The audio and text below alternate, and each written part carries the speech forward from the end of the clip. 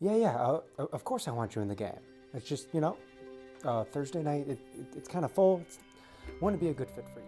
I mean, we could try, but, they're a pre-established group. They came to me, like, I wouldn't want to add anyone to, yeah, it would just be awkward for me to add someone. Fridays might be ending soon. I'd hate to get you in at the tail end.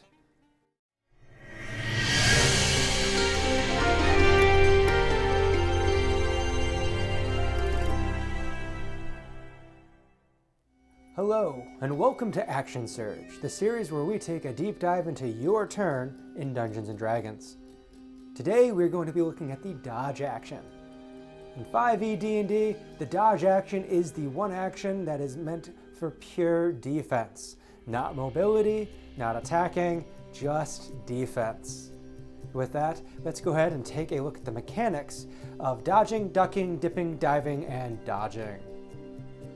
When you take the dodge action, you focus entirely on avoiding attacks. Until the start of your next turn, any attack made against you has disadvantage if you can see the attacker, and you can make dexterity saves with advantage. You lose this benefit if you are incapacitated or if your speed drops to 0. Incapacitated is a condition that can be given to you by dropping unconscious or as part of an enemy's spell or special ability. Likewise, referring to your speed dropping to 0 is also a mechanical condition applied by a spell or ability. You can move your entire speed on your turn and still take the dodge action. Your speed signifies how far you can move in a turn, not how much you have left to move. Now that we've looked at the mechanics of the dodge action, when would you want to use this? The dodge action is best used to bide time or prevent travesty. Sometimes you may find yourself completely surrounded by enemies without an ally nearby. In this case, you could disengage and try and run to your friends. However, if you are not radically faster than your enemy, you could disengage and run away, but they're just going to catch up and continue to attack you. If you need to buy a little bit of time, the dodge action can reduce how many attacks you are going to take, or at least how many times you're going to be hit. With that though, it is important to note that the higher your armor class, actually the better your dodge action is. While you may be tempted to take the dodge action as a wizard or sorcerer who suddenly finds themselves surrounded, in that case, it may or may not be worth your time to take the dodge action. Based on the way that accuracy works in 5e D&D, the higher your armor class, the better additional defenses are. I've seen the dodge action used in the most offensive of ways possible. I know I said at the beginning that the dodge action is mainly a defensive action, but you can actually be pretty offensive with it. I have witnessed an artificer standing in the middle of a hallway with his armor class skyrocketed up, taking the dodge action, preventing charging minotaurs from getting through him to his party. I have witnessed an Eldritch Knight fighter taking on a 10, 11, 12-headed Hydra with barely a scratch on her the next round, based off of the fact that she was taking the dodge action and keeping this thing's attention on her, preventing all of those heads from attacking other party members. The dodge action is best used either to bide time or to make sure that you are tanking many attacks. It is defensive, but it can also be used quite strategically on the offense. With that, not all dodging is the dodging, ducking, diving, dipping, dodging. Some dodging is a bit more aggressive. Let's go ahead and take a look at what your style of dodge may be. Okay, that was a physical gag that may or may not make it into the video. Either way, let's talk about describing your dodge action. The dodge action is another one of these very generic actions, like the disengage action, that is very much more about the mechanic than it is the story. Yes, you can physically be dodging back and forth. That is a perfectly good way to describe what you're doing when you take the dodge action.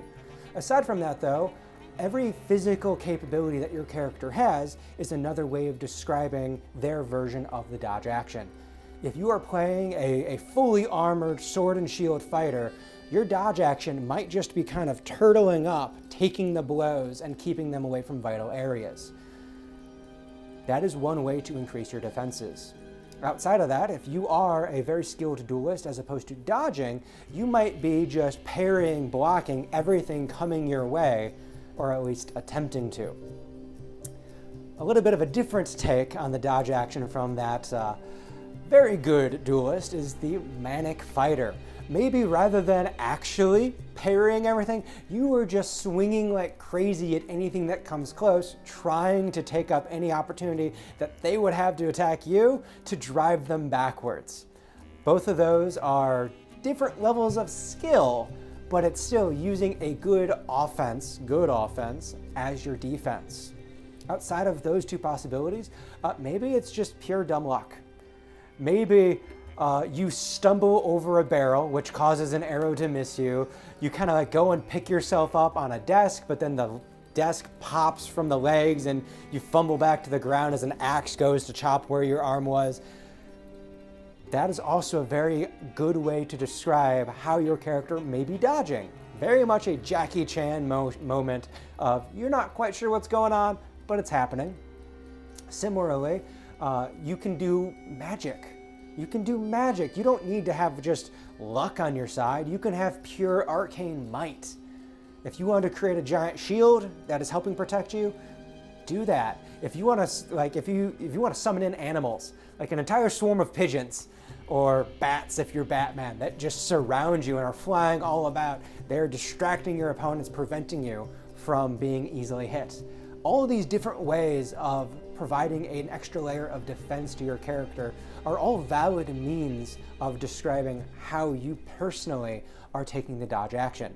Now, it is important to note that if you are going with a bit more of the arcane or magical means, that you're not trying to get any additional effects. If you summon in bats to protect you, you cannot then, without your dungeon master's approval, you can't then try and use those bats to communicate with them and get them to run missions for you or something like that. We do have to keep the delineation between the mechanical benefit and the story we're telling. However, as long as you keep that delineation and you don't try and abuse the story you're telling, you can really get super creative with what the dodge action actually represents. And now, hopefully I can get that smash cut in as me like getting smashed into the wall. Otherwise, I don't know what I'm gonna, let's just, yeah. And with that, we have survived our episode on the dodge action. We have spoken about its mechanics as well as when to use it and how to make it more akin to your style. Hang around next week where we're going to, can you lend me a hand? I can't quite remember what we're doing next time. Can I get some help here? Anyone? A little bit of help? Anything, please. That's it. See you next time.